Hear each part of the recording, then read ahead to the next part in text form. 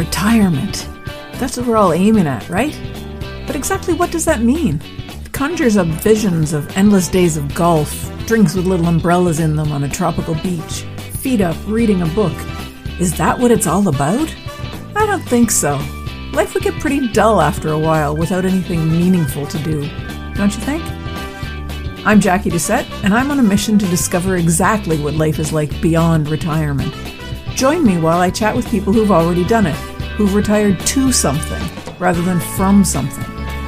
Let's find out together exactly what's waiting for us when we say goodbye to that 9 to 5. Hi everyone, welcome to another episode of Beyond Retirement. I'm your host, Jacquie Doucette.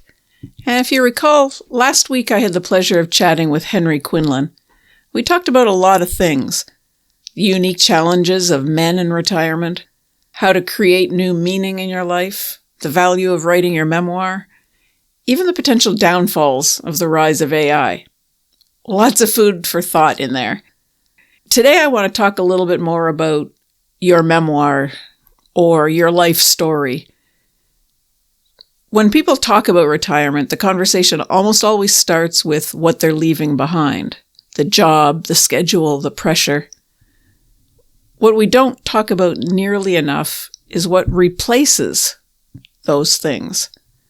Because the truth that catches many people off guard is that retirement removes structure, but it doesn't automatically replace it with something of value or with meaning.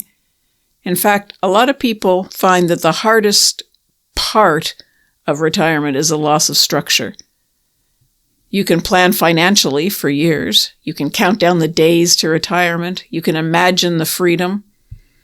And then one morning you wake up with no real reason to get up at a certain time and no clear answer to the question, what now? And this is where many retirees become unmoored. They're not unhappy exactly, but they're untethered. Days stretch on, weeks blur into each other. Time feels strangely heavier than it did before. What's missing isn't work, it's engagement. Happiness in retirement doesn't come from stopping work, it comes from replacing meaning, and meaning doesn't arrive by accident. It's built deliberately through purpose, contribution, and attention. One of the most powerful ways I've seen people reconnect with meaning in retirement is surprisingly simple, and it's often overlooked. They begin to reflect on their own story. Not to live in the past, not to relive old victories or to dig up old wounds, but to understand who they are now. Because when you look closely, experience isn't something that ends when a career ends. It continues to accumulate, and it deepens, and it quietly becomes wisdom, if you give it a place to land and grow. Writing your life story, whether you ever publish it or not, isn't about documenting dates and titles. It's about translating experience into insight, and insight into purpose. Many people assume that memoir writing is about looking backward, but in practice, it often really does the opposite. It helps people see patterns they didn't notice before, strengths they took for granted, moments that shaped them more than they realized. It answers questions like, what have I learned the hard way? When was I most alive? What mattered more than I expected it to? What would I do differently? Not with regret, but with clarity. And these aren't nostalgic questions. They're questions that orient you. They help answer the question, who am I becoming? And that's a shift that makes retirement feel expansive instead of empty. Because once people reconnect with who they are, beyond a title or a role, they often rediscover something else, the desire to contribute, not to accumulate, not to achieve, but to give. And there's a point in life where more things don't add meaning. Another sweater doesn't do it. Another gadget doesn't do it. But sharing what you know, passing something along, that changes how the day feels. And that's where storytelling matters so much in later life. Your children may know pieces of your story, Your grandchildren often know almost none of it. They don't know what decisions you struggled with, what risks you took, what you endured quietly, what you figured out slowly over time. When people begin to write, or even just talk about these sorts of things, something subtle happens. They stop seeing retirement as an ending and start seeing it as a distillation.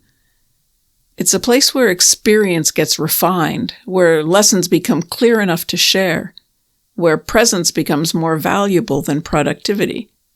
And that reframes the empty hours. Instead of asking, how do I fill the time? The question becomes, what deserves my time now? And that's a very different lens to look through.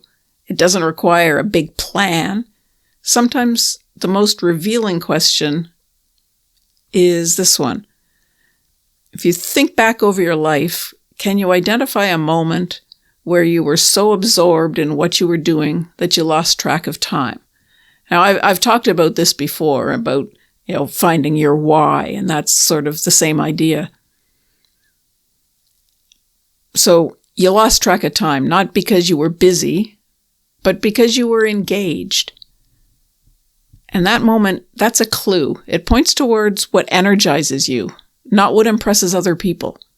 And often those clues were there long before retirement, and they were just postponed by responsibility.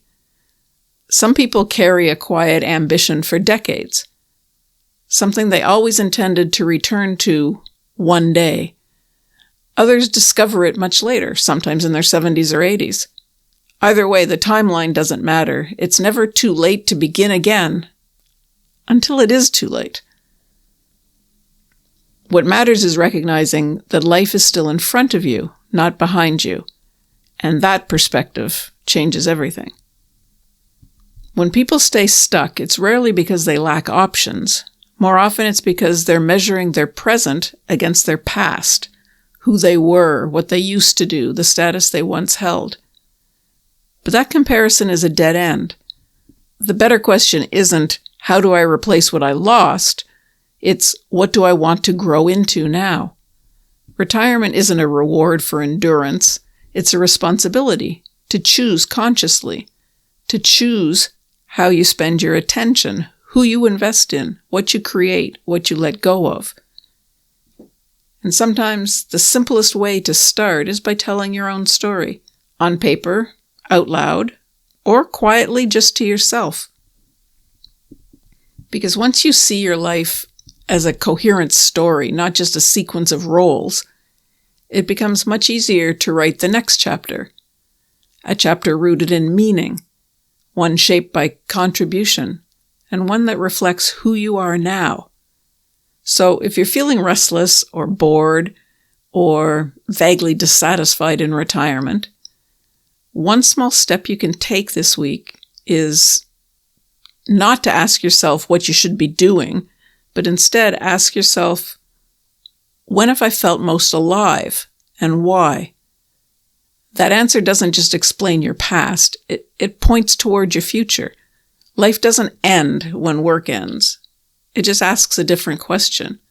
And how you answer it determines whether retirement feels like an empty calendar or a wide open page. Today was really about one idea. Retirement removes the old structure, but it doesn't hand you meaning in its place. Meaning comes from engagement, purpose, contribution, attention. And it often begins when you stop measuring your present against your past and start getting curious about who you're becoming now. Your experience didn't expire when your career ended.